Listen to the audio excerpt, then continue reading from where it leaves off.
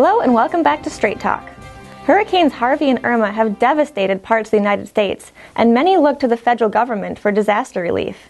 In the past, government aid meant going deeper into debt.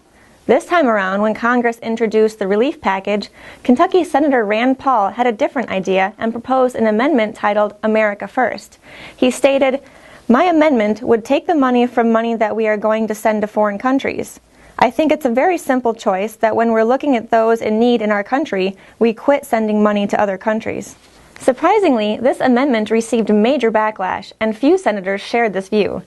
Even Republican Senate Majority Leader Mitch McConnell made the motion and succeeded in killing Senator Paul's America First amendment in an 87-10 vote. The New American Magazine reported that Senator Paul's amendment would have allocated $7.85 billion in aid to help in the relief of the devastation brought on by Hurricane Harvey, which hit the Gulf Coast of Texas and Louisiana, and $2.5 billion for damage expected from Hurricane Irma, which began hitting the western coast of Florida over the weekend. That's over $10 billion that will be added to our $20 trillion debt. But should we frame the discussion in terms of where the money should come from?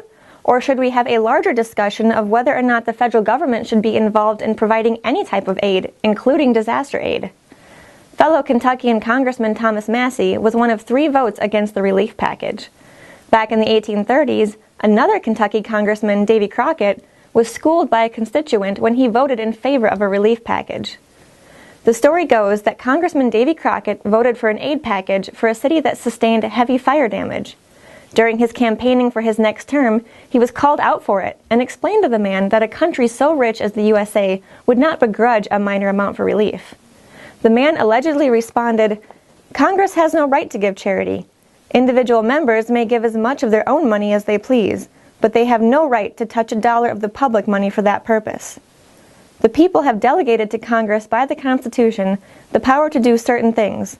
To do these, it is authorized to collect and pay monies and for nothing else. Everything beyond this is usurpation and a violation of the Constitution." And he's right. The Constitution has no provision to take money from Americans and give it to foreigners. And it also doesn't define charity nor stipulate the amount you are at liberty to give to anyone. As unpopular of a position as it is, if Congress is allowed to spend money that it does not have on items that are unconstitutional, where does it stop?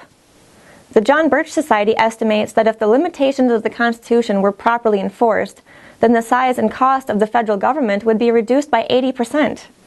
Isn't it time to obey the Constitution? Read the rest of the booklet called A Humbling Lesson. Purchase multiple copies to give to others to help them understand the importance of constitutional limitations. Go to shopjbs.org to order. And while you're going through the checkout process, check the boxes that will sign you up for our email alerts. So until next time, take care and God bless.